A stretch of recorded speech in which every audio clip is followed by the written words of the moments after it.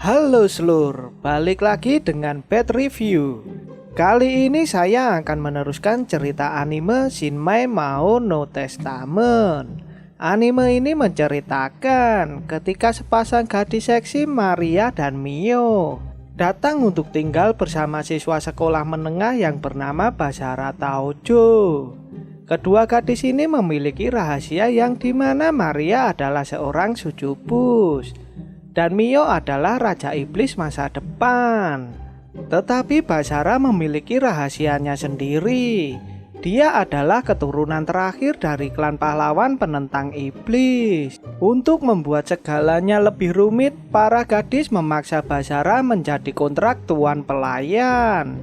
Dan Basara akhirnya menjadi tuan mereka. Jika kalian ingin tahu cerita sebelumnya, sebaiknya kalian lihat episode sebelumnya agar tidak kebingungan ya cuk. Link sudah ada di deskripsi di bawah. Yo, langsung saja masuk ke intro.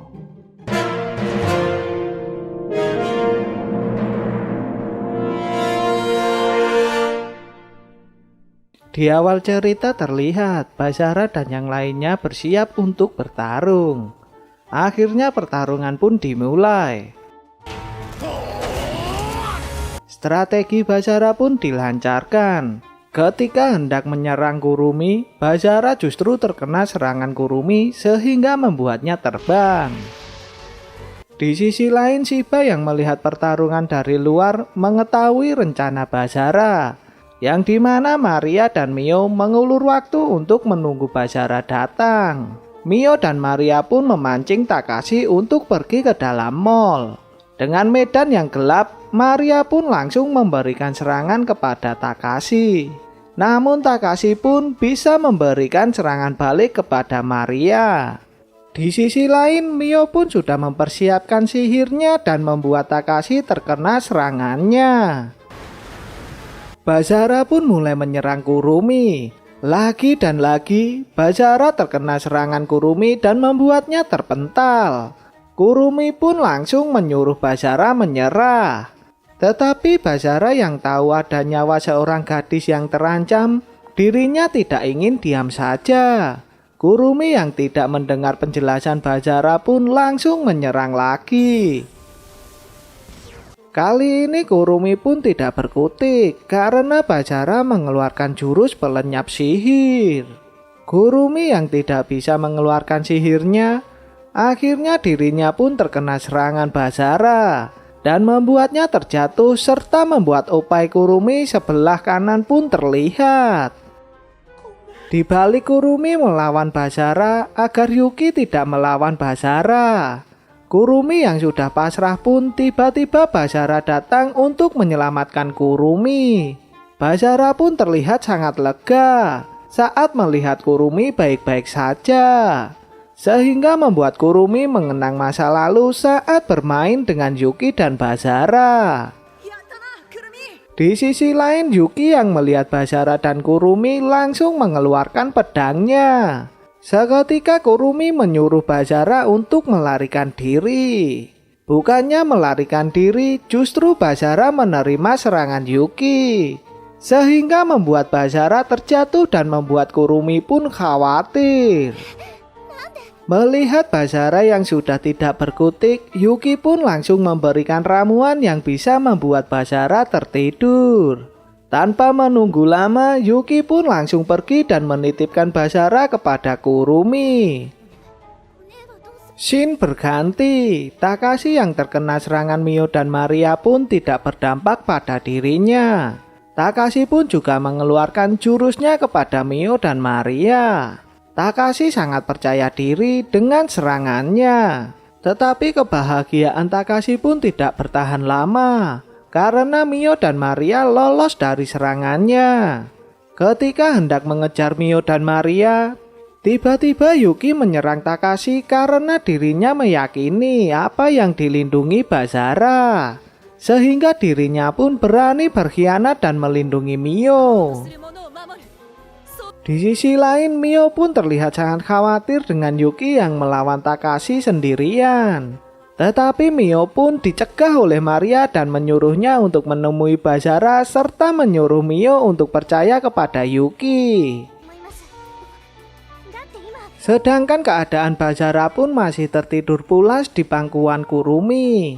Tetapi Kurumi terlihat terpesona dengan kegagahan Basara. Tak berselang lama Mio pun datang menghampiri mereka berdua dan langsung mencoba membangunkan Basara. Akan tetapi Basara tidak akan terbangun karena Yuki sudah memberikan dupa penidur kepada Basara. Mio pun tidak menyerah begitu saja dan mencoba lagi membangunkan Basara.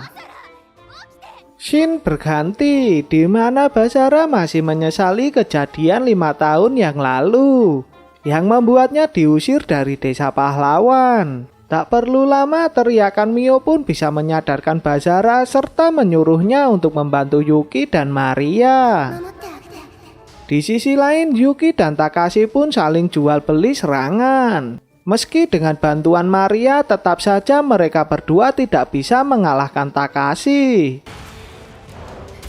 Diketahui alasan Yuki ingin membantu Basara karena dirinya sadar jika Basara tidak berkhianat, melainkan desalah yang mengkhianati Basara.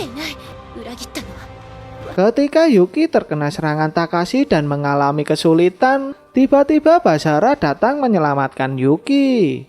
Basara pun terlihat tidak terima dengan Takashi yang sudah menyakiti Yuki, serta mengerti maksud tindakan Takashi untuk menghancurkan iblis. Dengan omong kosongnya, Takashi pun merendahkan gaya bertarung Basara. Seketika dirinya pun mulai menyerang Basara.